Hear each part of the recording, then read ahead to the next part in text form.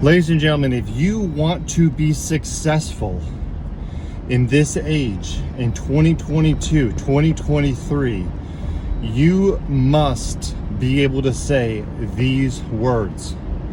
You will not outwork me. You will not outsmart me. You will not be more educated than I am. If you show up and you do the bare minimum, you will get the bare minimum results. Don't wait for your boss to come to you and asking for a promotion. You should be providing so much value and doing so much extra that it would be unfathomable for them to volunteer to give you that promotion because you're showing so much value to the company. And because their thought process is the number one person in this company is this individual, and God forbid if I left him, what that would do to my company.